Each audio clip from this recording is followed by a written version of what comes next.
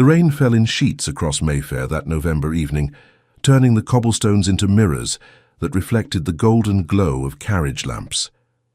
Inside Ravensdale House, Lady Lucinda Fairlie stood before her chamber window, watching the procession of arrivals for yet another ball she would attend but never truly join. She was 23 years old, and London had already decided her fate. The decision had been made quietly, persistently, through 1,000 small cruelties disguised as concern. A word here about her unfortunate complexion, though her skin was perfectly fair. A comment there about her lack of vivacity, though she possessed more intelligence than half the debutantes who giggled their way through the season. The architecture of her erasure had been built brick by brick, and the primary architects lived under this very roof. Lucinda! Her stepmother's voice cut through the evening like breaking glass. You cannot possibly wear that gown to the Ashworth ball. Lady Clarice Montjoy swept into the room without knocking, as was her habit. She had been beautiful once, and remnants of that beauty clung to her features like morning frost that refused to melt. But bitterness had carved lines around her mouth that no amount of French powder could conceal. She had married Lucinda's father, the late Lord Fairlie, expecting a life of continued admiration and social triumph.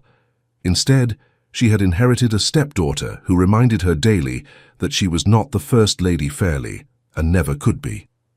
The gown is appropriate for the occasion, Lucinda said quietly, her hands folded before her.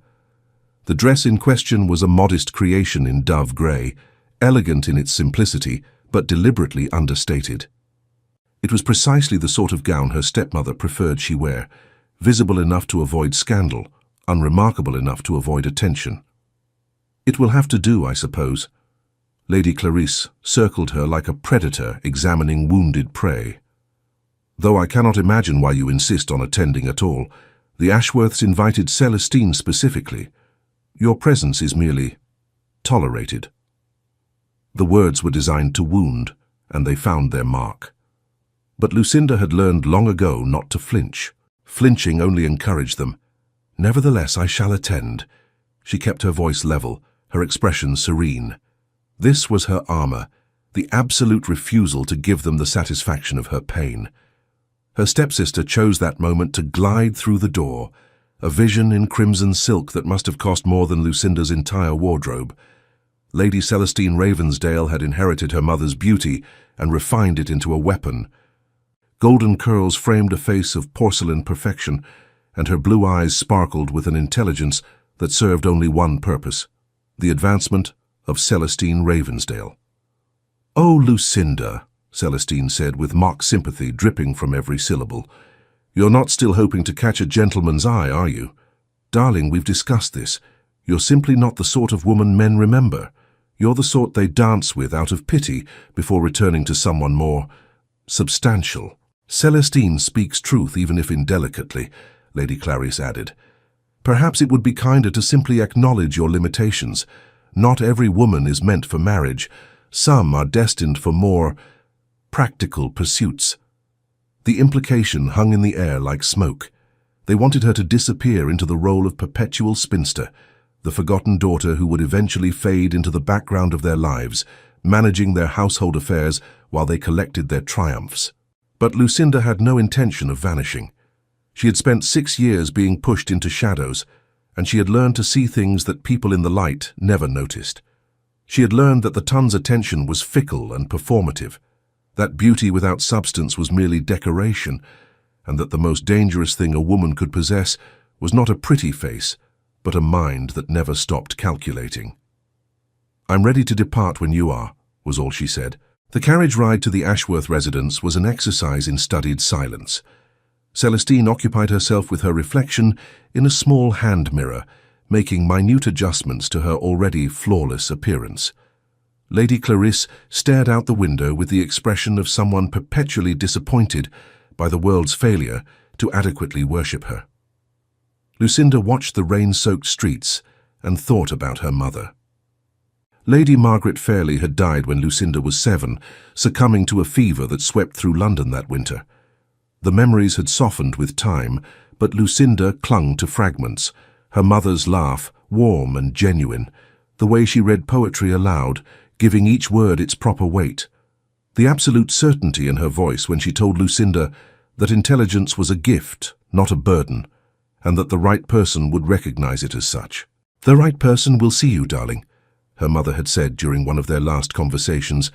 "Not the version others expect you to be, but who you truly are. And when that happens, you must have the courage to be seen." Her father had grieved deeply, withdrawing into his library and his parliamentary duties. When he remarried 2 years later, Lucinda had hoped for warmth, for family, for some restoration of the home her mother's death had hollowed out. Instead, she had gained Lady Clarice and her daughter from a previous marriage, and the house had filled with a different kind of cold. The Ashworth ball was already in full swing when they arrived.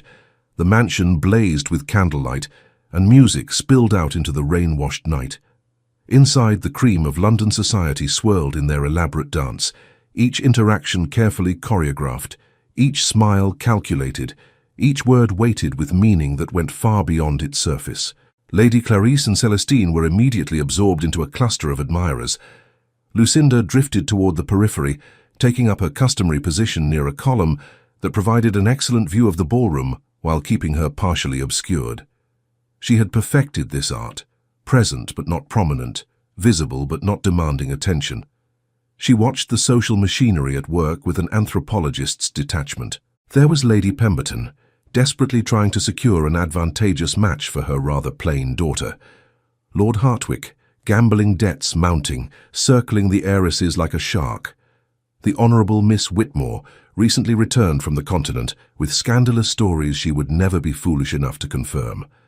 And everywhere, the undercurrent of ambition, need, and careful performance. "You see them all quite clearly, don't you?" The voice came from beside her, masculine and warm with amusement. Lucinda turned and found herself looking at a man she didn't immediately recognize, a rarity in a society where everyone knew everyone, at least by sight and reputation. He was tall, with dark hair that refused to stay properly ordered, and eyes that seemed to catalogue details with the same observational intensity she employed. His evening clothes were impeccable, but worn with an ease that suggested comfort rather than vanity. There was something in his posture that spoke of confidence earned rather than inherited, though the signet ring on his hand suggested aristocratic lineage. "I'm not certain what you mean," Lucinda said carefully. "I think you are." He smiled, and it transformed his entire face. "I've been watching the watchers tonight, and you're the only person in this ballroom who's actually paying attention. Everyone else is too busy performing to notice the performance." It was such an unexpected observation that Lucinda found herself responding honestly before she could think better of it. Observation requires less energy than participation. Or perhaps more of the right kind of energy. He studied her with open curiosity. "I don't believe we've been introduced. I'm contemplating asking this young lady to dance, I hope," interrupted an older gentleman with silver hair and a military bearing. "Julian, you cannot monopolize the most interesting woman at the ball before even the first waltz." The younger man, Julian, laughed. "Uncle, your timing remains impeccable as always." "Lady Lucinda Fairley," the older man said, with a bow that suggested he knew exactly who she was. "I had the honour of serving with your late father in the House of Lords. Charles was a good man and a brilliant strategist. I was deeply sorry to hear of his passing last year." Something in Lucinda's chest tightened. Her father's death had been sudden, a heart seizure in his study one ordinary Tuesday afternoon. The grief had been complicated, tangled with regret for the relationship that had withered after her mother's death, when he had retreated so far into himself that she could never quite reach him. "Thank you," she managed. "He spoke highly of his colleagues." "Did he?" The gentleman's eyes were kind. Then he had excellent taste in company, as his daughter clearly inherited his discernment. "Allow me to introduce my nephew properly. This is Julian Montclair, Duke of Thornbury. Julian, Lady Lucinda Fairley, whom you were correctly attempting to engage in conversation before I so rudely interrupted. Duke." The word rearranged everything. Lucinda had heard of the Duke of Thornbury, of course. Everyone had. He had inherited the title unexpectedly 3 years prior, when his elder brother died in a riding accident. By all accounts, he had been travelling extensively since then, managing far-flung estate matters and avoiding the marriage-minded machinations of the ton. His return to London this season had been noted but not yet fully exploited by ambitious mothers and their daughters, and he was speaking to her. "The interruption was hardly rude, Uncle," Julian said, his eyes never leaving Lucinda's face, "though I confess I'm now torn between following your suggestion and continuing our conversation. Lady Lucinda, might you help resolve my dilemma? Would you prefer to dance or continue our discussion of social observation?" It was a test, Lucinda realized. He was offering her a choice that most gentlemen would never extend, the option to decline the expected performance in favor of genuine interaction. And the way he phrased it suggested he would be equally content with either answer. "I find I'm curious about your own observations," she said. "You mentioned watching the watchers. What conclusions have you drawn?" His smile widened. "That most people are so afraid of being seen as they truly are, that they exhaust themselves maintaining an elaborate fiction. And that you, Lady Lucinda, have dispensed with the fiction entirely, which makes you either very brave or very tired of pretending." "Perhaps both," she said quietly. "Then we have that in common." He glanced toward the dance floor, where Celestine was currently waltzing with a young viscount, her laugh carrying across the ballroom like wind chimes. "That is your stepsister, I believe, Lady Celestine Ravensdale." Lucinda felt the familiar tension grip her shoulders. This was usually where the conversation ended, where the gentleman realized his mistake, acknowledged that he had confused the interesting wallflower with the beautiful prize, and politely extracted himself to pursue the correct quarry. "Yes," she said simply. "She's very beautiful," Julian observed. "Yes." Lucinda kept her voice neutral, preparing for the inevitable shift in his attention. "And completely uninteresting." He said it with such casual certainty that Lucinda blinked. "I can see the calculation from here. Every smile measured, every gesture designed for maximum effect. She's playing a role she's perfected, and while I'm sure many men find that enchanting, I find I prefer authenticity." Before Lucinda could process that statement, Celestine herself materialized before them, her dance finished and her attention now laser-focused on the Duke. "Your Grace," she said with a curtsy that managed to be both proper and subtly suggestive, "what a pleasure to see you've returned to London. I had heard you were traveling abroad indefinitely." "Plans change, Lady Celestine," Julian said with perfect politeness that somehow conveyed no warmth whatsoever. "Indeed they do." Celestine's smile sharpened as her gaze flicked to Lucinda. "I see you've met my stepsister. Lucinda enjoys these events so much more when she has someone to talk to. She's rather shy about joining the dancing." The implication was clear. Lucinda was too awkward, too unpopular, too inferior to attract dancing partners of her own merit. "How fortunate, then, that I prefer conversation to dancing," Julian said smoothly. "Though I confess Lady Lucinda has agreed to a waltz with me later this evening, provided the orchestra cooperates with our timing." Lucinda had agreed to no such thing, but she found herself grateful for the fiction. Celestine's expression froze for the briefest moment before her smile reasserted itself. "How lovely," she said, the words coated in ice. "I'm sure you'll both enjoy that immensely. If you'll excuse me, I see Lady Pemberton signalling." She glided away, her posture perfect, her movements calculated to draw maximum attention. Several male heads turned to watch her progress across the ballroom. "I apologize for the presumption," Julian said once Celestine was out of earshot. But she was about to say something cruel, and I found I had no desire to witness it. "How did you know?" "The look in her eyes. I've seen it before." His expression darkened briefly. "My late brother's wife had that same expression whenever she interacted with servants she considered beneath her notice. It's the look of someone who derives pleasure from diminishing others." There was pain beneath those words, old and complicated. Lucinda filed it away as a piece of the puzzle that was Julian Montclair. "Your kindness is appreciated, even if unearned," she said. "Unearned?" He looked genuinely surprised. "Lady Lucinda, in the past 20 minutes, you've displayed more genuine insight and intelligent observation than most people manage in an entire season. If anything, I'm the one who should be grateful you've tolerated my company." The sincerity in his voice was disarming. Lucinda had grown so accustomed to mockery disguised as compliment that actual praise felt foreign, almost suspicious. "You're either an excellent flatterer or deeply unfamiliar with London society's assessment of my character," she said, "or London society is demonstrably terrible at character assessment." He held her gaze. "I've spent 3 years traveling through Europe, managing estates my brother neglected, and meeting people who were exactly what they appeared to be. Returning to London is like stepping back into a theatre, where everyone knows their lines but has forgotten why they're speaking them. You're the first person I've met who seems to remember there's supposed to be meaning behind the performance." Before Lucinda could respond, the orchestra struck up a waltz. Julian extended his hand. "I believe I promised you a dance, even if I did so presumptuously. Would you grant me the honor of making my fiction into truth?" Lucinda hesitated.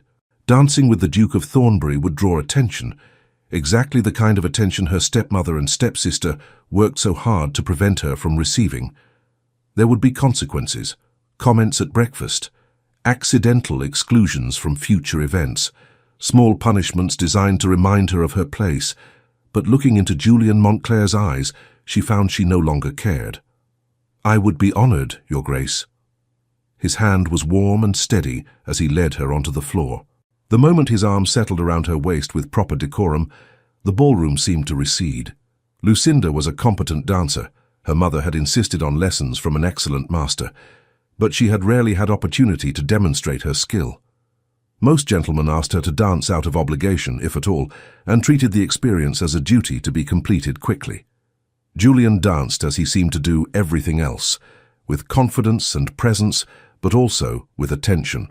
He led her through the patterns with ease, his movements assured but never presumptuous, and throughout the dance he kept his attention focused on her face, not scanning the room for more important connections. "You're an excellent dancer," he observed. "You sound surprised." "Not surprised, pleased. There's a difference." He guided her through a turn.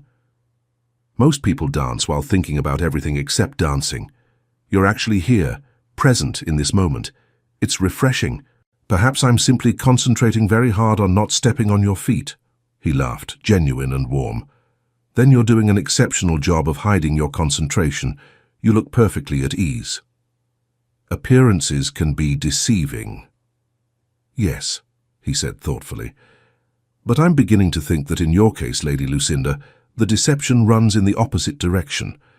You work very hard to appear unremarkable, when in fact you're anything but." The observation struck too close to truth for comfort. Lucinda had indeed spent years cultivating invisibility, learning to dim her own light to avoid becoming a target for Celestine's jealousy and Lady Clarice's cruelty. But having someone recognize that effort, acknowledge it, felt both validating and terrifying. "You presume much based on one conversation and one dance, Your Grace." "Julian," he corrected gently. "And you're right, I do presume, but I find my presumptions are usually accurate, particularly regarding character. My uncle says it's because I actually listen to what people say instead of what I want to hear." The music swelled toward its conclusion. As Julian returned her to the edge of the ballroom with a proper bow, Lucinda noticed the attention they had drawn. Speculation rippled through the crowd like wind across water. Lady Clarice's expression was thunderous. Celestine's smile had transformed into something brittle and dangerous. "Thank you for the dance," Julian said. "I hope it won't cause you difficulty." "It will," Lucinda said honestly. "But that's not your concern." "Isn't it?" His eyes searched hers. I dislike the idea of causing you trouble." "Then you should probably direct your attention elsewhere for the remainder of the evening," she said, even as part of her desperately hoped he wouldn't. "There are many young ladies who would welcome your interest, and unlike me, their families would celebrate rather than punish the connection." "What a depressing thought," Julian said, "being welcomed primarily for my title and fortune rather than for who I actually am. No, Lady Lucinda, I think I'll continue to direct my attention exactly where I find it most rewarded, toward genuine conversation with interesting people. If that causes difficulties, well, I've never been particularly good at choosing the easy path." He bowed again and took his leave, moving toward his uncle who stood near the refreshment tables. Lucinda found herself alone.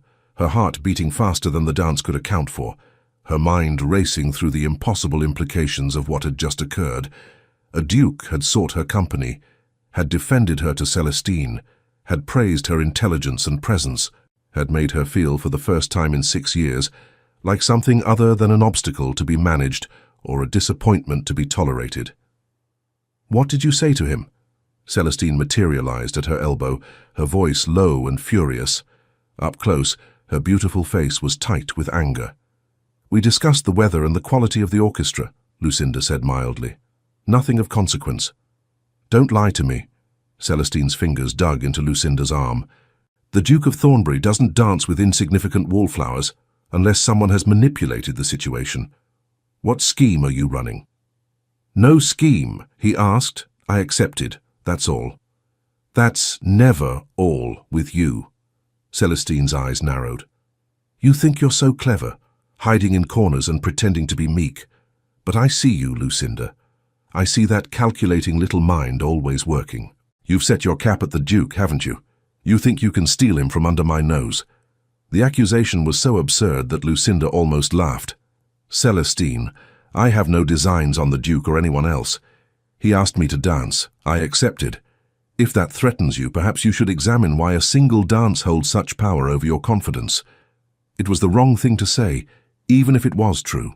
Celestine's face flushed red, and for a moment Lucinda thought her stepsister might actually strike her. Instead, Celestine leaned closer, her voice dropping to a venomous whisper. "You will regret this. I don't know how yet, but you will pay for attempting to embarrass me tonight. The Duke of Thornbury will never look at you again once I'm through. You are nothing, Lucinda. You have always been nothing, and I will make certain you remain nothing." She swept away in a rustle of crimson silk, leaving Lucinda standing alone with her arm aching, where Celestine's fingers had gripped too tightly. The rest of the evening passed in a blur. Lucinda retreated to her customary observation post and watched Julian move through the ballroom with practiced ease. He danced with several young ladies, duty dances, Lucinda recognized, distributed with careful political awareness. But his expression during those dances held none of the engagement he had shown during their waltz, and his attention kept drifting back toward where she stood in the shadows. She should have been pleased, should have been flattered. Instead, she felt a knot of dread tightening in her stomach, because she knew Celestine, knew her stepmother, knew how effectively they wielded their particular brand of social destruction. And she knew that whatever Julian Montclair's intentions, his attention had just painted a target on Lucinda's back that no amount of careful invisibility could protect her from. The carriage ride home was arctic with silence. Lady Clarice stared at Lucinda with an expression that promised consequences. Celestine gazed out the window with studied indifference that somehow felt more threatening than her earlier fury. It was only when they arrived at Ravensdale House that Lady Clarice finally spoke. "My study now." Lucinda followed her stepmother into the elegant room that had once been her father's sanctuary.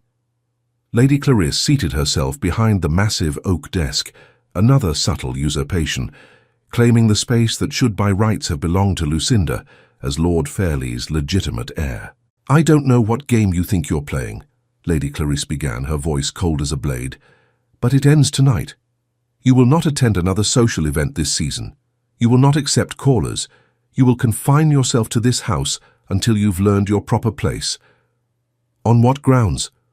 Lucinda kept her voice level despite the anger rising in her chest. "I've done nothing improper. You've embarrassed your sister by monopolizing the Duke of Thornbury's attention through some scheme or manipulation. Celestine has been positioned to attract his interest all season. Your interference will not be tolerated.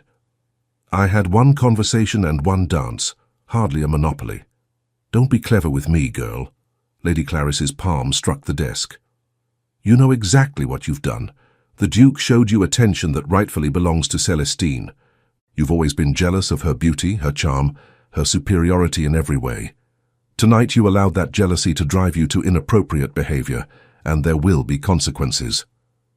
The injustice of it crashed over Lucinda like a wave. 6 years of swallowing similar accusations, 6 years of accepting blame for sins she never committed, 6 years of watching Celestine receive credit for Lucinda's ideas, her work, her careful management of household affairs that kept Ravensdale House running smoothly. "I reject your accusation entirely," Lucinda said quietly. "The Duke approached me of his own volition. I was polite, but not forward. I danced one waltz. If that threatens Celestine's position, perhaps her position was never as secure as you believed. She saw the blow coming, but had nowhere to retreat. Lady Clarice's hand connected with her cheek hard enough to snap her head to the side, hard enough to bring tears to her eyes that she absolutely refused to shed. You will learn respect," Lady Clarice hissed.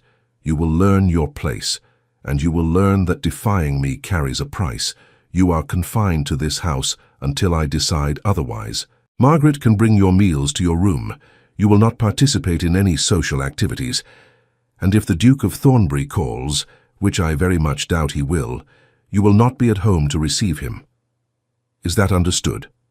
Lucinda touched her stinging cheek and met her stepmother's eyes with a level gaze that gave away nothing of the fury burning beneath her skin. "Perfectly understood. Good. Now get out of my sight." Lucinda climbed the stairs to her room with measured steps, refusing to run, refusing to show weakness. Once inside with the door closed, she finally allowed herself to lean against the wall and breathe through the shaking that threatened to overtake her. She should have expected this, should have known better than to accept Julian's attention, no matter how genuinely offered, should have remembered that in this house, any happiness she claimed for herself would be systematically dismantled. But even as she thought it, another voice whispered in her mind, her mother's voice remembered from childhood. "The right person will see you, and when that happens, you must have the courage to be seen." Perhaps Julian Montclair had seen her. Perhaps his interest had been real. Perhaps for one evening she had been something more than the forgotten daughter, the second choice, the obstacle to be managed. And perhaps that single evening would have to be enough. She moved to her writing desk and pulled out her journal, the one place where she could be completely honest. The leather was worn from years of use, the pages filled with observations, thoughts, and the private rebellion of a mind that refused to be diminished no matter how hard they tried. Tonight she wrote about dark eyes that catalogued details, about a voice that offered choice instead of obligation, about a dance that felt like being seen for the first time in years, and about the terrible, impossible hope that maybe, just maybe, something had shifted in the careful architecture of her erasure. Outside her window, the rain continued to fall on London, washing the streets clean and carrying away all evidence of the evening's events. But inside Ravensdale House, in a room at the top of the stairs where a young woman sat writing by candlelight, something had changed. Lucinda Fairley had been seen. And having tasted that recognition, she found she was no longer willing to accept invisibility as her permanent condition.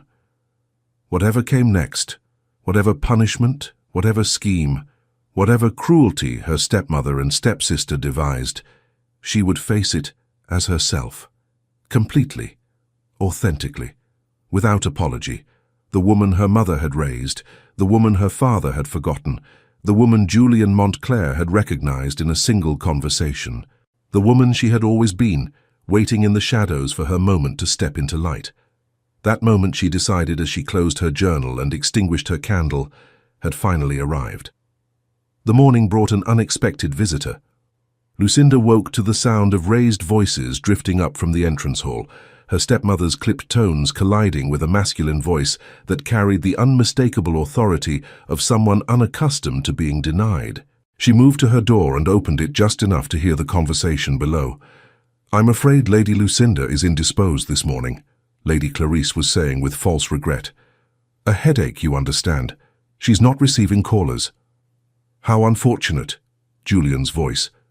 Lucinda's breath caught. "Please convey my wishes for her swift recovery. I'll call again tomorrow." "That won't be necessary, Your Grace. I'm certain her condition will persist for some time." There was a pause, and Lucinda could almost feel the shift in temperature as Julian processed the deliberate obstruction. "Lady Montjoy, let me be direct. I have a rather keen sense for when I'm being maneuvered, and I find I have little patience for it. Lady Lucinda was in excellent health last night. If she genuinely requires rest, I'll of course respect that. But if there are other circumstances preventing our meeting, I'd prefer we address them honestly. I don't appreciate your tone, Your Grace, and I don't appreciate being lied to. Steel beneath silk. I'll call again tomorrow. Good day. The front door closed with deliberate precision. Lucinda heard her stepmother's sharp intake of breath, followed by Celestine's voice from the drawing room. Let him come. Lucinda won't receive him, and he'll eventually tire of the pursuit. Men always do when the quarry proves difficult. You underestimate his interest, Lady Clarice said darkly. We need to act more decisively. Lucinda eased her door closed before they could continue. Her mind raced through possibilities, calculating the limited options available to a woman with no fortune of her own, no independent means, and a stepmother who controlled her access to the outside world through her role as guardian. She was 23, legally of age, but practically constrained by social convention and financial reality. Her father's will had left the bulk of his estate to her, but she couldn't access it until marriage or her 25th birthday, and that inheritance was currently managed by executors who deferred to Lady Clarice on all matters concerning Lucinda's welfare. A gilded cage with her stepmother holding all the keys. The day crawled past with excruciating slowness. Margaret, the housemaid who had served the Fairley family since before Lucinda's birth, brought meals and news from below stairs with careful discretion. His Grace called again this afternoon, miss, Margaret whispered, as she set down the dinner tray. Her ladyship told him you were still indisposed. He asked specifically about the nature of your illness, and when Lady Montjoy couldn't provide details, he suggested he'd send his personal physician to attend you. Lucinda felt a smile tug at her lips despite her circumstances. What did she say to that? That such measures were unnecessary for a simple headache, and that your condition was improving. He didn't look convinced, miss. Looked rather determined, if I may say so. Thank you, Margaret, for everything. The older woman's expression softened. Your mother would be proud of you, Lady Lucinda, standing up for yourself finally. It's about time. After Margaret left, Lucinda returned to her window and watched the street below. Carriages passed in steady procession. Ladies strolled with their maids in attendance. Life continued in its measured rhythm, completely indifferent to one woman's confinement. She was considering her next move when she noticed a figure standing across the street, partially obscured by an elm tree. Even from this distance, she recognized Julian's profile. He stood there for nearly an hour, simply watching the house before finally walking away into the gathering dusk. Something warm and fierce bloomed in Lucinda's chest. He hadn't given up, hadn't accepted her stepmother's dismissals at face value, had in fact stationed himself where Lady Clarice couldn't control the interaction, just to ensure Lucinda was actually well. Perhaps her mother had been right about recognition leading to courage. Perhaps being seen truly was worth the risk of exposure. That night Lucinda wrote a letter. She wrote carefully, aware that any correspondence leaving Ravensdale House would likely be intercepted. But she also knew the house's rhythms, knew that Margaret could be trusted, and knew that determination combined with intelligence often found a way around obstacles that seemed insurmountable. The letter was brief, honest, and strategically vague. Your Grace, thank you for your concern regarding my health. I assure you I am quite well, though circumstances have indeed kept me confined. I regret any inconvenience my situation may cause, and I appreciate your understanding. The conversation we shared at the Ashworth Ball was among the most genuine interactions I've experienced in London society. Whatever comes of it, please know that your recognition meant more than you might realize. With sincere regards, Lady Lucinda Fairley. She sealed it carefully and waited until well past midnight before slipping down to the kitchen, where Margaret was finishing her final duties. Can this reach the Duke of Thornbury without my stepmother's knowledge? Lucinda asked quietly. Margaret took the letter and tucked it into her apron. My brother works in the Thornbury stables, miss. I'll have it delivered directly to His Grace's hands, no one else's. You have my word. Thank you. And, Margaret, please be careful. If Lady Montjoy discovers you've helped me... I've been with this family since your mother was mistress here, Margaret said firmly. Her ladyship may give orders, but she's not my loyalty. That belongs to the true Lady Fairley's daughter, not some social climbing widow who married her way into a title. The fierce declaration brought tears to Lucinda's eyes. She squeezed Margaret's hand gratefully before returning to her room, hope flickering in her chest like a candle flame in darkness. 2 days later, everything changed. Lucinda was in her room when she heard the commotion below. Not angry voices this time, but Lady Clarice's honeyed tones of false welcome. Curious, she moved to her door and opened it a crack. "Your Grace, this is an unexpected honor," her stepmother was saying. "Please, come into the drawing room. I'll have tea brought immediately." "That won't be necessary, Lady Montjoy. I've come on specific business that requires brevity." "Of course. How may I assist you?" "By producing Lady Lucinda Fairley." Silence fell, like dropped crystal. "I'm afraid that's not possible at the moment," Lady Clarice recovered smoothly. "As I've mentioned, she's been quite unwell. The physician has recommended complete rest and—" "Which physician?" Julian's voice cut through the excuse like a blade. "Because I took the liberty of contacting every reputable physician in London, and none of them have been called to Ravensdale House in the past week. So either Lady Lucinda is being attended by someone spectacularly unqualified, or she's not actually ill at all." Lucinda's heart hammered against her ribs. He had investigated, had refused to accept the polite fiction, had pushed back against the social machinery designed to keep them separated. "For your Grace, I don't appreciate these insinuations, and I don't appreciate being deliberately obstructed." Steel again, unmistakable. "Lady Montjoy, let me be exceptionally clear. I received a letter from Lady Lucinda 3 days ago, and the phrasing suggested circumstances beyond simple illness. If she's being confined against her will, that's a serious matter. If she genuinely wishes no further contact with me, I'll of course respect that decision, but I require that information directly from her, not filtered through intermediaries with their own agendas." "How dare you suggest—" "I suggest nothing. I state facts." A pause. "You have 2 options. Produce Lady Lucinda now so I can verify her welfare and hear her preferences directly, or I'll return with the magistrate and we'll explore the matter more formally. Legal guardianship of an adult woman doesn't extend to imprisonment, and there are questions to be asked about the administration of Lord Fairley's estate that I suspect wouldn't survive close examination." The threat hung in the air like drawn steel. Lucinda held her breath, torn between elation at Julian's defense and terror at the consequences of his intervention. Her stepmother's voice, when she spoke again, was pure venom wrapped in silk. "I see the Duke of Thornbury has been misled by a manipulative young woman into believing himself a knight rescuing a damsel. How unfortunate." "Very well, Your Grace.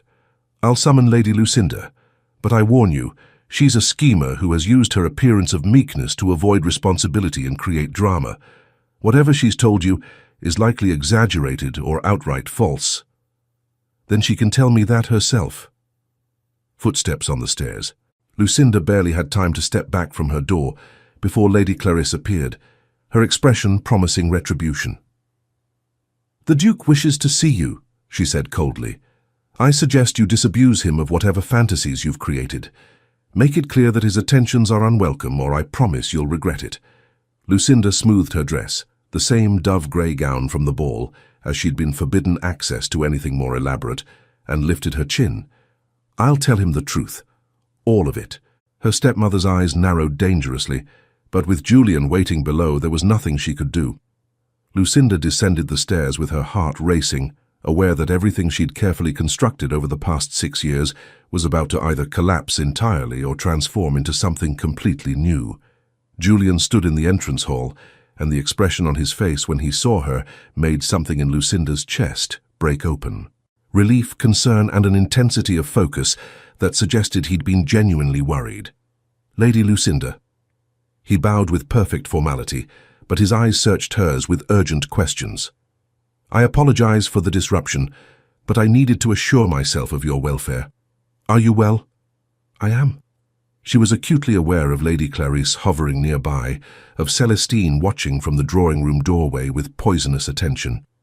"Thank you for your concern. You received my letter." At her nod, he continued, "Then you understand that I've come to hear directly from you whether my attentions are welcome or burdensome. Lady Montjoy has suggested the latter, but I confess your correspondence implied otherwise. It was the most delicate way possible of asking, are you being coerced? Lucinda made her choice, the careful choice, the brave choice, the honest choice. Your attentions are neither burdensome nor unwelcome, Your Grace. They are, in fact, the most genuine interest anyone has shown in my company for quite some time. However, my current circumstances make it complicated to pursue any social connection. Complicated how? I've been confined to the house following our interaction at the Ashworth ball. She said it clearly, loudly enough for everyone present to hear. Lady Clarice made a strangled sound of outrage. That's a lie. She's been ill and she's exaggerating simple precautions into... I've been confined, Lucinda repeated, meeting Julian's eyes. As punishment for attracting your attention.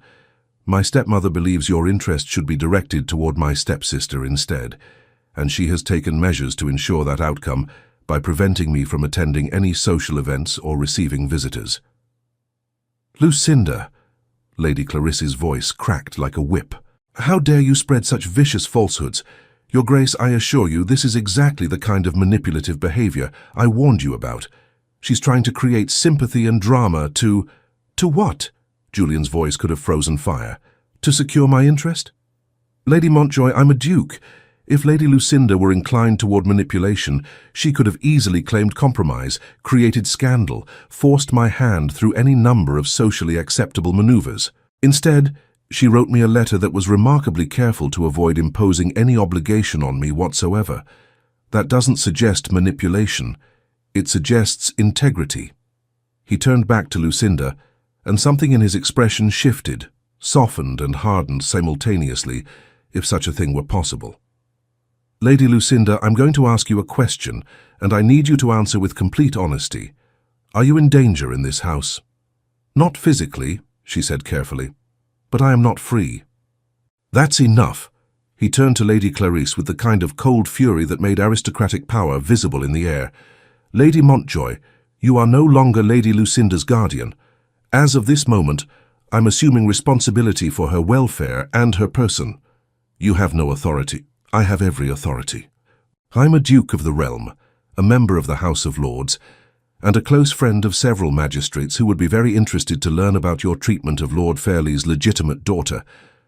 Unless you'd prefer to contest this matter legally and have your administration of her inheritance examined in the process, I suggest you accept my protection of Lady Lucinda gracefully. This is kidnapping. This is rescue. Julian's voice didn't rise, but the steel in it was unmistakable. Lady Lucinda is an adult woman of legal age who has stated clearly that she's being confined against her will. I'm offering her an alternative. Lady Lucinda, would you like to leave this house? She should have been terrified, should have considered the scandal, the implications, the social consequences of accepting a duke's protection without proper chaperonage, should have calculated all the ways this could destroy her reputation beyond any hope of repair. Instead, she thought about her mother's voice. You must have the courage to be seen. Yes, she said firmly, I would. Then gather what you need. I'll wait here while you pack. Lucinda moved toward the stairs, but Celestine blocked her path, beautiful face twisted with ugly fury. You think you've won, she hissed. You think the Duke will actually marry you? He's rescuing you out of pity, Lucinda.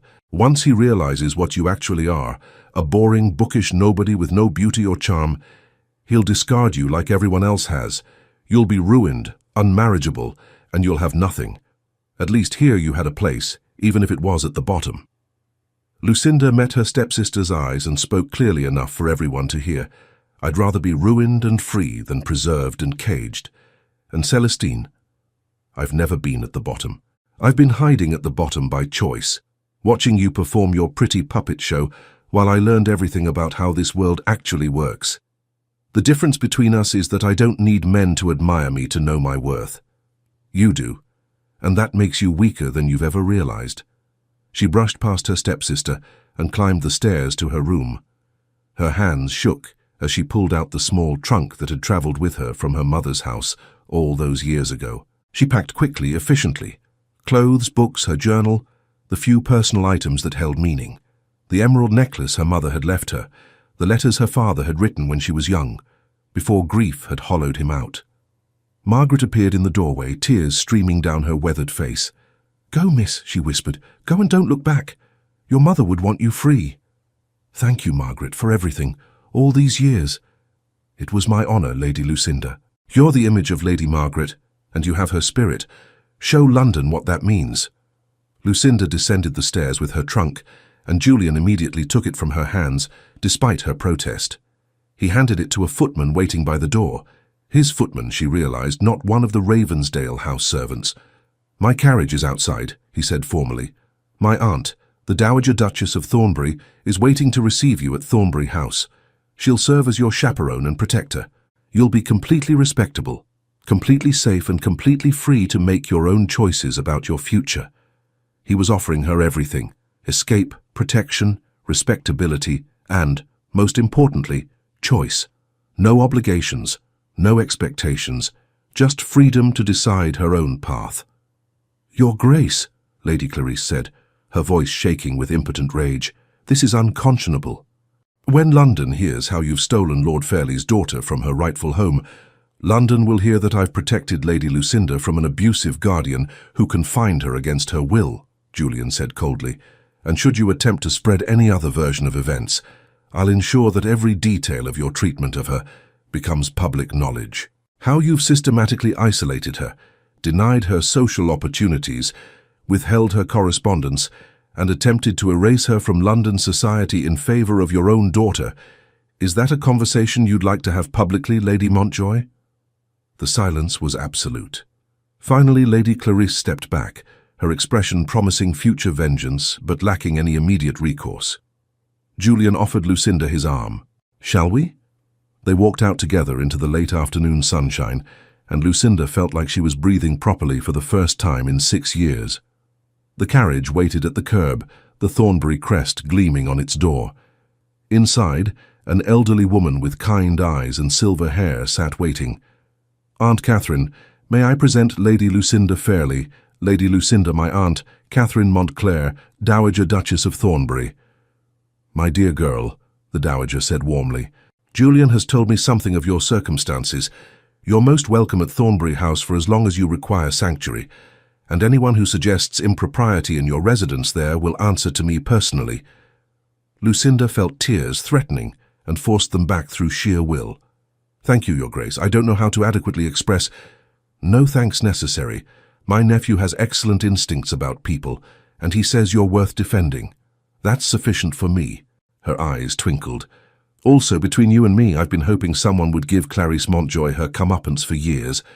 That woman is a social climbing harridan who has terrorized half of London through sheer force of spite." Despite everything, Lucinda laughed. The sound felt foreign, unexpected, wonderful. The carriage pulled away from Ravensdale House, and Lucinda watched through the window as the building that had been her prison for 6 years receded into the distance. She should have felt triumph, relief, victory. Instead, she felt something far more complex: the terrifying freedom of possibility, the weight of choice, the responsibility of being seen for who she actually was, rather than hiding behind carefully constructed invisibility. Julian sat across from her, his expression thoughtful. "I should clarify something," he said quietly. "My intervention today wasn't motivated by romantic interest, though I won't deny that I find you remarkably interesting. It was motivated by the recognition that you were in an untenable situation and needed help. I want you to understand that there are no expectations attached to my assistance. You're free to stay at Thornbury House, restore your reputation, access your inheritance once the proper legalities are arranged, and then choose whatever path you wish, including a path that doesn't involve me at all."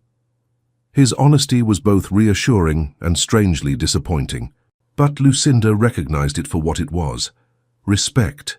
The same respect he'd shown from their first conversation, treating her as a full human being capable of making her own decisions rather than a prize to be won or a problem to be solved.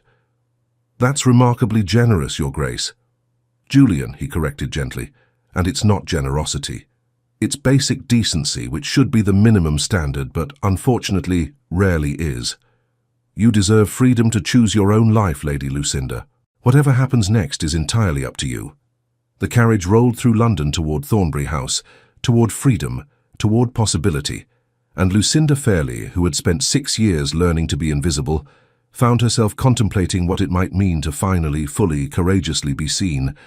Whatever came next, it would be her choice, her decision, her life. And that, she realized, was everything.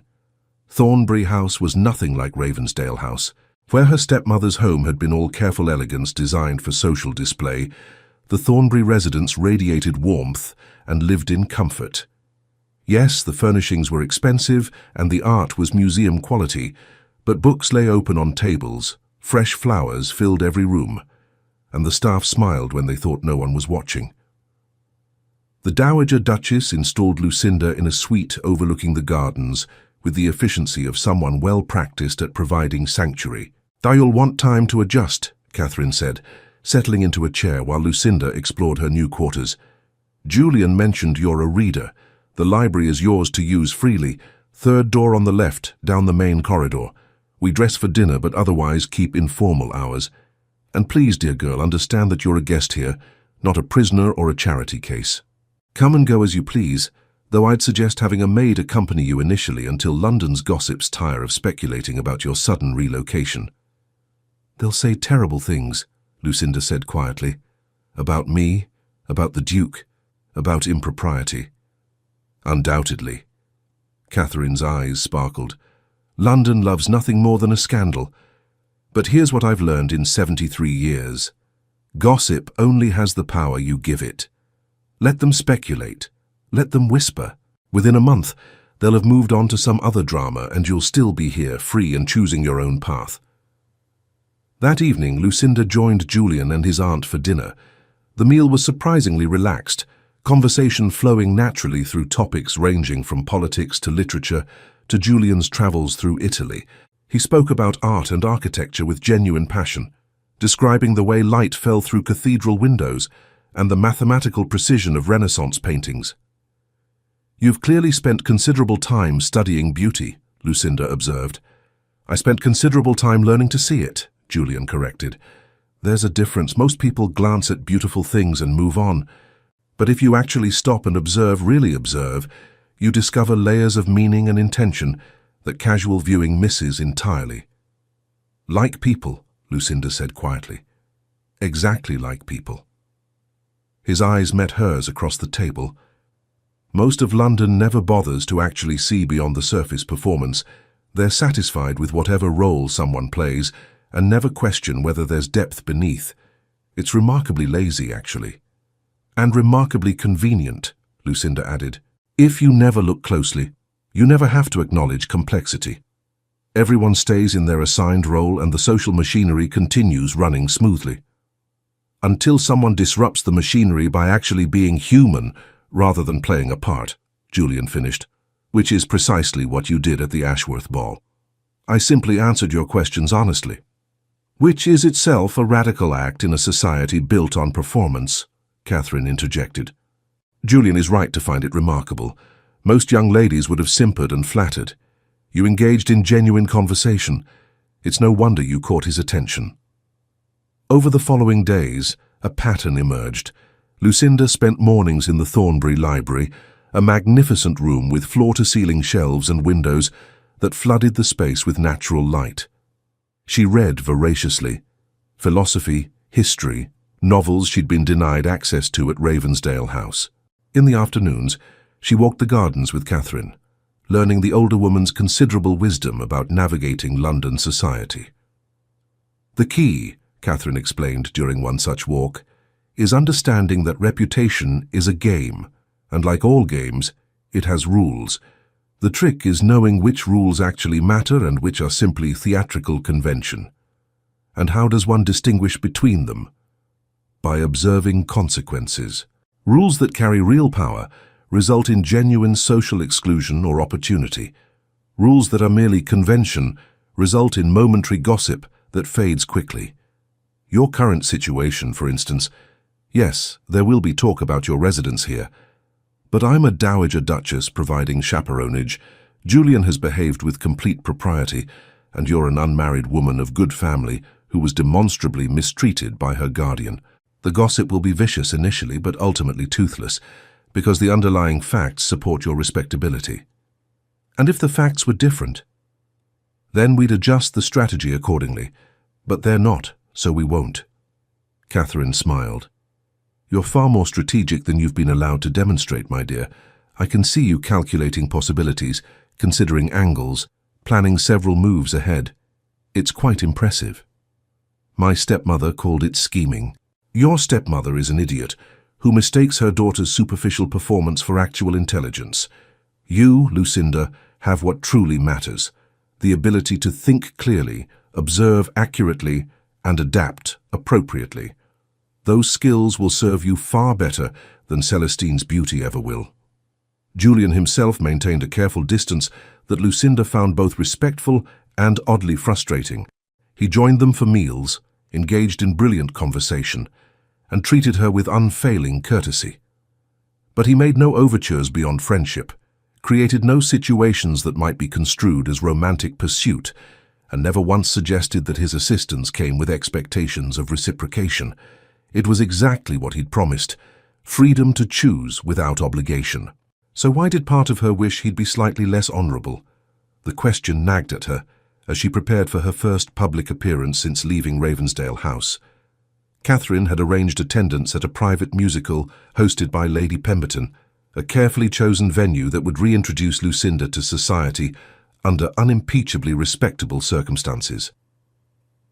Small gathering, excellent music, and Lady Pemberton owes me several favours, Catherine explained. She'll ensure you're welcomed warmly, which will signal to others that you're under Thornbury protection.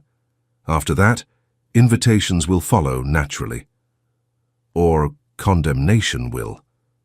Possibly both. We'll handle whatever comes. The musicale was indeed intimate, perhaps 40 guests arranged in Lady Pemberton's drawing room.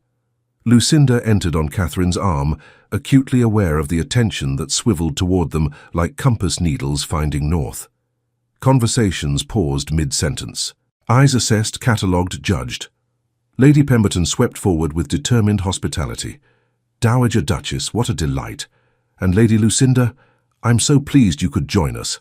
I understand you've been unwell recently.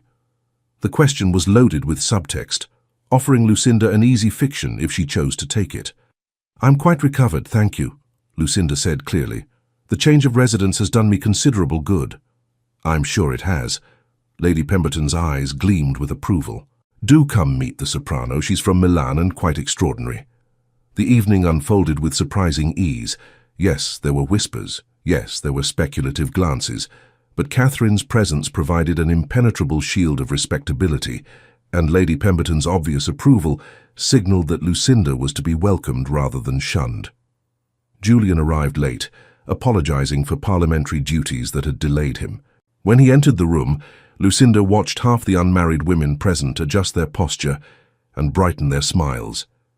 But his attention swept past them and landed on her with obvious pleasure.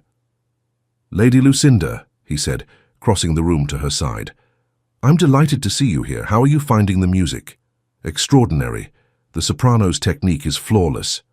But, he caught the hesitation in her voice, but technique without emotion is merely performance. She sings perfectly, but I'm not certain she feels what she's singing. Julian's smile widened. That's precisely what I was thinking. The notes are all correct, but something essential is missing. Most people here won't notice.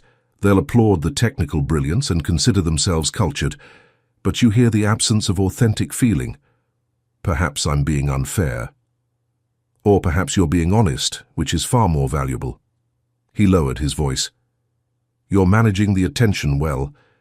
I've been watching the room, and most of the reaction is curiosity rather than condemnation, thanks to your aunt's masterful positioning. And your own composure. Aunt Catherine provided the shield, but you're the one walking forward with it. That takes courage. Before Lucinda could respond, Celestine's voice cut across the room like shattered crystal. Why, if it isn't my dear stepsister? What a surprise to see you here, Lucinda. I thought you were still recovering from your headache. Celestine materialized beside them, resplendent in emerald silk that matched her calculating eyes. Lady Clarisse hovered behind her daughter like a storm cloud waiting to break. "Lady Celestine," Julian said with cool politeness. "Lady Montjoy, good evening." "Your Grace." Celestine's smile was sharp enough to draw blood. "I must thank you for your concern regarding my stepsister's welfare, though I confess, removing her from her home seems rather dramatic for what was merely a minor ailment." "Her confinement seemed rather dramatic for what was merely a dance," Julian replied smoothly. "But then perspectives differ depending on whose freedom is being restricted." The hit landed. Celestine's smile froze, and Lady Clarisse's face flushed an unbecoming shade of red. "I'm sure there's been some misunderstanding," Lady Clarisse said tightly. "Lucinda has always been prone to exaggeration and—" "Lucinda has been prone to honesty," Catherine interrupted, appearing at Lucinda's other side like a battle-ready general, "which I understand can be uncomfortable for those who prefer convenient fictions. Lady Montjoy, how lovely to see you've recovered from your obvious disappointment at losing control over your stepdaughter's life. I do hope you're not finding the adjustment too difficult." It was a perfectly worded declaration of war, delivered with such elegant courtesy that half the room probably missed its lethal edge. But Lady Clarisse understood, and her expression promised future retaliation. "Come, Celestine," she said coldly. "I believe we're wanted elsewhere." They swept away in a rustle of expensive fabric and wounded pride. The moment they were out of earshot, Catherine turned to Lucinda with satisfaction. "That went well." "Did it?" Lucinda's heart was still racing. She looked murderous. "Yes, but she retreated. That's what matters. In social warfare, the first engagement sets the tone for everything that follows. We've established that you're under Thornbury protection, that challenges to your respectability will be met with overwhelming force, and that Clarisse Montjoy has lost the power she once wielded over you. Everything else is merely details." Over the following weeks, London adjusted to Lucinda's new status, with the grudging acceptance of a society that ultimately cared more about power than propriety. The Thornbury name carried weight that even the most determined gossips couldn't overcome, and Catherine's strategic positioning ensured that Lucinda received invitations to the right events, introductions to the right people, and recognition as a woman of quality rather than a social refugee. But it was Julian's consistent presence that truly shifted the narrative. He didn't court her overtly. That would have suggested obligation and pressure. Instead, he simply ensured he was wherever she was, engaging her in conversation, dancing with her at balls, escorting her to exhibitions and lectures. His attention was unmistakable but never presumptuous, public but never possessive. "You're creating a story," Lucinda observed one afternoon as they walked through Hyde Park with Catherine trailing at a discreet distance. "Letting London see us together repeatedly until they accept it as natural rather than scandalous." "Is that objectionable?" Julian asked carefully. "No, it's brilliant, but I'm curious about your motivations. You said you had no expectations, yet you're clearly investing considerable time and effort into— What exactly? Rehabilitation of my reputation, or something else?" He was quiet for a long moment, watching the sunlight filter through the trees. "Honestly? Both. Initially, my motivation was simple justice. You were in an untenable situation and deserved help. But the more time I spend in your company, the more I find myself hoping that once your reputation is secure and your choices are truly free, you might choose to spend time with me not out of gratitude or obligation, but because you actually want to." The honesty was characteristic and disarming. Lucinda stopped walking and turned to face him directly. "And if I already want to? If gratitude isn't the primary emotion I'm experiencing? Then I would be pleased." His eyes searched hers, but also cautious. "You've been manipulated and controlled for years, Lucinda. I don't want to become another person shaping your choices, even with good intentions. You need time to discover who you are outside of anyone else's expectations, mine included." "What if I already know who I am? What if the past 6 years taught me exactly that, showed me my own strength, my own resilience, my own mind, and now I'm ready to choose based on that knowledge rather than needing more time to discover it. Julian's expression shifted, hope, caution, and something deeper all mixing together. What are you saying? I'm saying that you saw me when everyone else looked away, that you recognized intelligence when others only saw an obstacle, that you offered freedom without obligation, which is perhaps the greatest gift anyone has ever given me. And I'm saying that having experienced genuine recognition, I find I have no interest in settling for anything less. Lucinda, I'm also saying, she continued, that if you're waiting for me to be completely independent before pursuing courtship out of some noble desire not to influence my choices, you're going to be waiting a very long time. Because I am independent. Right now. This moment. And I'm choosing to tell you that your company isn't something I tolerate out of gratitude. It's something I actively seek because you make me feel fully alive for the first time in years. The declaration hung between them like a held breath. Julian's hand found hers, the touch sending electricity through her entire body. You're certain? Completely. Then I should probably tell you that I've been half in love with you since the Ashworth ball, and that every conversation since has only made it worse, and that I've been exercising superhuman restraint to avoid pressuring you because I wanted you to be free to choose, but that if you're actually choosing me, then I'm going to stop pretending this is anything other than what it actually is. Which is courtship. Real, genuine, traditional courtship with marriage as the ultimate goal, assuming we continue to suit each other, as well as I believe we will.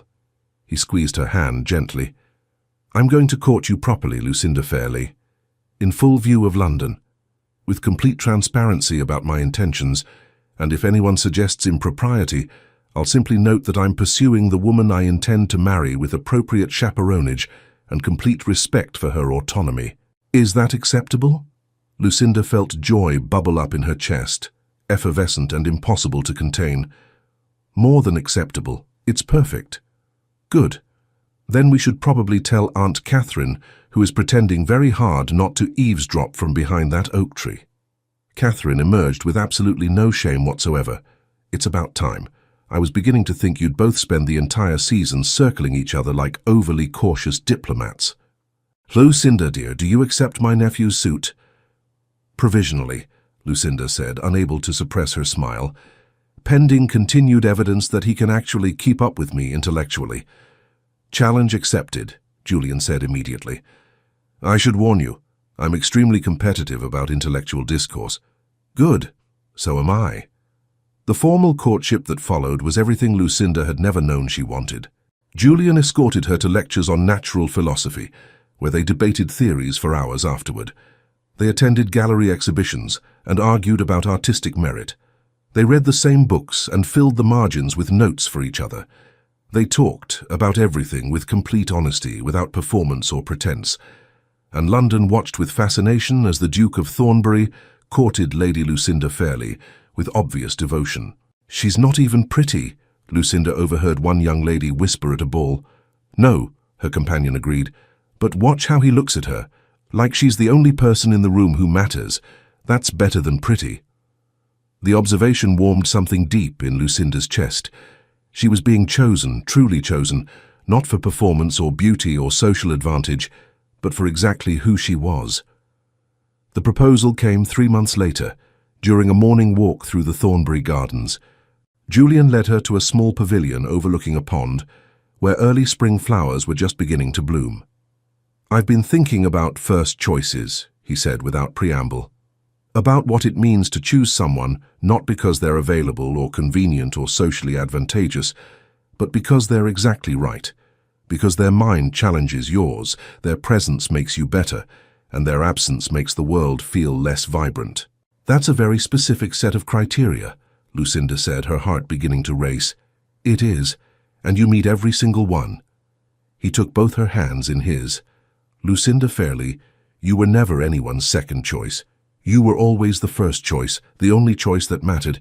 For anyone with the intelligence to actually see you, I saw you from the first moment at the Ashworth ball, and I've been falling more deeply in love with you every day since. Will you marry me? Not because I rescued you or because you owe me gratitude, but because you choose this, choose us. Choose the life we could build together. Tears spilled down Lucinda's cheeks, but they were tears of joy so pure it felt like sunlight. Yes, she said. Yes, because you see me. Yes, because you challenged me to stop hiding. Yes, because you gave me freedom, and then waited while I chose to give my heart to you freely. Yes to all of it, Julian. Yes. He kissed her then, proper courtship completely forgotten in favor of genuine emotion. And when they finally pulled apart, both breathless and laughing, Lucinda felt the final chains of her past fall away completely. She was free. She was chosen. She was loved. She was first. The wedding took place 6 weeks later at St. George's, Hanover Square. All of London attended, drawn by curiosity and scandal, and the sheer dramatic arc of the story that had unfolded across the season. Lady Clarice and Celestine received invitations. Julian insisted, saying Lucinda's triumph should be witnessed by those who had tried to prevent it. They attended with barely concealed rage, sitting through the ceremony where Lady Lucinda Fairley became the Duchess of Thornbury, in front of everyone who had once dismissed her as insignificant. During the reception at Thornbury House, Catherine pulled Lucinda aside with tears in her eyes. "Your mother would be so proud," she said quietly. "Not just of the match, though Julian is indeed worthy, but of who you've become, the woman who refused to stay invisible, who had the courage to be seen, and who chose her own path rather than accepting the one others tried to force upon her. I couldn't have done it without your help, without Julian's recognition. No, dear, we provided opportunity and support, but you did the actual work of stepping into light and staying there even when it was terrifying. That courage was always yours." As evening fell and guests departed, Lucinda found herself on the terrace overlooking the gardens, her new husband beside her and her new life stretching out before her, like an open book waiting to be written. "Are you happy?" Julian asked softly. Deliriously. She leaned into his embrace. "Though I confess, part of me still can't quite believe this is real, that I'm actually here, married to you, no longer trapped in that house with people who wanted me erased. It's real. And you were never invisible, Lucinda. You were just surrounded by people determined not to see you. But London sees you now, sees the Duchess of Thornbury, who's brilliant and brave and refusing to play by the rules that kept her confined. I'm going to use this position, you know," she said thoughtfully. "This platform, this power. I'm going to help other young women who are trapped like I was. Create opportunities for them to be educated, to be independent, to choose their own paths rather than accepting the limitations others impose. I know. It's one of many reasons I love you." He kissed her temple. "Change London, Your Grace. You have my complete support." The months that followed proved that Lucinda was indeed serious about leveraging her new position. She established a charitable foundation, providing educational opportunities for young women of limited means. She hosted salons where ladies could discuss philosophy, science, and politics without male condescension. She became known as a duchess who actually used her influence for substantive change rather than merely decorative social positioning. And she wrote. Using a pseudonym initially, then later under her own name, Lucinda penned essays about women's education, social reform, and the destructive nature of systems that forced people into rigid roles. Her writing was sharp, intelligent, and unapologetic, and it resonated with readers who were hungry for voices that challenged rather than confirmed comfortable assumptions. "You're making enemies," Julian observed one evening, reading her latest published essay. "Good. The right kind of enemies mean I'm doing something worthwhile. I agree completely, though I reserve the right to be protective when those enemies become too aggressive." "Fair enough. As long as you remember that I'm not fragile." "Oh, I'm well aware. You're terrifying, actually. I'm merely your devoted accomplice in terrifying others." A year after their marriage, Lucinda received an unexpected visitor. Margaret, her former maid from Ravensdale House, requested an audience with urgent news. "Lady Celestine is to be married," Margaret reported, "to Lord Pemberton's eldest son. It's considered quite the advantageous match." "I'm pleased for her," Lucinda said honestly. And she was, not because Celestine deserved happiness particularly, but because everyone deserved the chance to move forward. There's more, Your Grace. Lady Montjoy has been reduced to living on a modest allowance in Bath. Seems that once you were no longer under her control, the executors of Lord Fairlie's estate investigated her management of your inheritance, found considerable irregularities.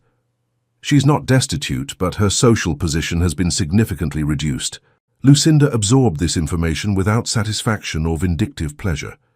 Lady Clarisse's downfall was simply cause and effect, consequences for actions taken freely. Thank you for informing me, Margaret. Is there anything you need? You're always welcome here if you require employment. I'm well situated, Your Grace, but I appreciate the offer. I just thought you should know that justice, even delayed, does sometimes arrive. After Margaret left, Lucinda stood at her window overlooking the gardens where she and Julian had walked during their courtship. So much had changed. So much had transformed from impossible to inevitable. She thought about the girl she'd been at the Ashworth ball, trapped, diminished, trained to accept invisibility as her permanent condition. And she thought about the woman she'd become, duchess, writer, reformer, wife, the woman who had been seen, chosen and empowered to create change. Deep thoughts. Julian entered and wrapped his arms around her from behind, reflecting on transformation, on how one moment of genuine recognition can redirect an entire life. You would have found your way eventually, he said with certainty, with or without my attention at that ball. You're too strong, too intelligent, too determined to have stayed invisible forever. Perhaps, but your recognition accelerated the process, gave me permission to stop hiding. Then I'm grateful I was paying attention, that I looked past the performance to see who was actually there. He turned her to face him. You know what the greatest gift has been? Not just finding you, but discovering that the woman I fell in love with was even more remarkable than I initially realized. Every day you surprise me, challenge me, make me better. Good. That was the plan. He laughed, and the sound filled Lucinda with joy so complete it felt like coming home. 5 years later, Lucinda stood in the drawing room of Thornbury House addressing a gathering of young women who had received scholarships from her educational foundation. She looked at their eager faces, some confident, some uncertain, all hungry for opportunity, and saw herself reflected in their determination. You've been told that there are limits to what women can achieve, she said clearly. That intelligence in a woman is unfeminine, that ambition is unbecoming, that your worth is measured primarily by your ability to attract an advantageous marriage, and perhaps some of those limitations are real for now. But limitations exist only until someone refuses to accept them, only until someone stands up and says, I am more than what you've decided I can be. She paused, meeting each young woman's eyes in turn. I was once told I would always be the second choice, that I would never be seen, never be valued, never be chosen for who I actually was, and I believed it for far too long. But the truth is that I was never anyone's second choice. I was simply surrounded by people too limited to recognize my value. When the right person finally saw me, everything changed. Not because he rescued me, but because his recognition gave me permission to rescue myself. How did you do it, Your Grace? Asked a young woman in the front row. How did you find the courage to step out of the shadows? Lucinda considered the question carefully. I realized that invisibility was its own kind of prison, that hiding protected me from cruelty, but also prevented me from living fully. So I made a choice, to be seen completely, even if that meant being judged, criticized, or rejected. Because the alternative, staying invisible forever, was no longer acceptable. She looked around the room, seeing hope and determination in young faces that reminded her so much of her younger self. You are all first choices, she continued, not because of beauty or social position or who your families are, but because you have minds that refuse to be diminished. You have voices that insist on being heard. You have courage that propels you forward, even when society insists you step back. Use that. Build on that. Refuse to accept anyone's assessment of your limitations, except your own. After the young women departed, Julian joined her in the empty drawing room. Excellent speech. You've inspired an entire generation of formidable women who are going to terrify London society. That's the goal, Lucinda smiled. Though I suspect London can handle it. Society is more adaptable than people assume, especially when forced to confront its own contradictions. Speaking of confronting contradictions, I ran into Lady Celestine at Parliament today. She's become quite the political hostess, apparently, wanted me to convey her regards. How diplomatic of her. Indeed. I got the impression she's made her peace with how things unfolded. Her marriage seems solid, and she's found her niche managing her husband's political ambitions. Different path than yours, but not unhappy. Good. I never wanted her to be miserable. I just wanted to be free. Julian pulled her close and Lucinda relaxed into his embrace, marveling at how natural it felt, how completely safe she felt in this life they'd built together. You know what I'm most grateful for? He said quietly. That I was paying attention that night, that I noticed the woman everyone else overlooked, that I had the sense to recognize intelligence and authenticity when I encountered it. I'm grateful you refused to accept my stepmother's denials, that you pushed back, investigated, and offered me a choice rather than another cage. We're quite the mutual admiration society. We are, and I wouldn't have it any other way. That evening, as Lucinda prepared for bed, she found herself thinking about the narrative arc of her life. The girl who had been told she would always be the second choice. The woman who had discovered that being chosen by the right person, for the right reasons, was worth every moment of waiting in shadows. She had been the second choice to people whose judgment didn't matter, but she had been the first, the only choice to the person whose judgment did. And in the end, that was everything. London society had adjusted to the Duchess of Thornbury's presence with characteristic adaptability. She was considered eccentric but influential, brilliant but approachable, powerful but purposeful. Her charitable work inspired imitation among other society ladies who wanted to be seen as progressive. Her writing influenced conversations about women's education and social reform. Her marriage was held up as an example of genuine partnership rather than convenient transaction. But Lucinda's greatest satisfaction came from smaller victories. The young woman who wrote to thank her for a scholarship that changed her life. The girl who chose education over an arranged marriage because Lucinda's example showed it was possible. The whispered conversations at balls where women discussed ideas instead of merely gossip. She had stepped into light, and in doing so, had illuminated a path for others. "You're changing London," Catherine told her during one of their afternoon walks. The dowager was older now, her step slower, but her mind still razor-sharp. Not dramatically, not overnight, but steadily and substantially. Women have options now that didn't exist 5 years ago, and much of that is because you refused to stay invisible. I had help, your protection, Julian's support, resources that many women don't have access to. True, but you chose to use those resources for something beyond personal comfort. That's what makes you remarkable, Lucinda. Not that you survived difficult circumstances, but that you transformed survival into purpose. The observation settled around Lucinda like a warm cloak. Purpose. Yes. That was what she'd found in the years since that first conversation with Julian at the Ashworth ball.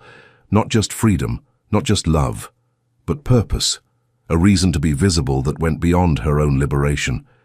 As the sun set over London, painting the sky in shades of amber and rose, Lucinda stood on the terrace of Thornbury House and reflected on the impossible distance she'd travelled. From the girl who had learned to exist in silence to the woman who spoke with authority. From the daughter who had been systematically erased to the Duchess who made her presence unmistakable. From the second choice to the first choice to the only choice that mattered. She had been seen and in being seen had become fully herself. And that ultimately was the greatest transformation of all. Dear listeners, thank you so much for joining us on Lucinda and Julian's journey from recognition to love to purpose. If this story of courage, transformation, and choosing to be seen resonated with you, we'd be so grateful if you'd subscribe to Echoes of Romance so you never miss a story. Please leave a comment sharing your thoughts. We love hearing from you, and your insights always add richness to these narratives. Give us a like if you enjoyed Lucinda's triumph over those who tried to erase her. And don't forget to turn on notifications so you'll be the first to know when we share our next tale of hearts finding their way home. Your support means everything to us, and we're so honored you chose to spend this time with us. Until next time, may you always have the courage to step into your own light.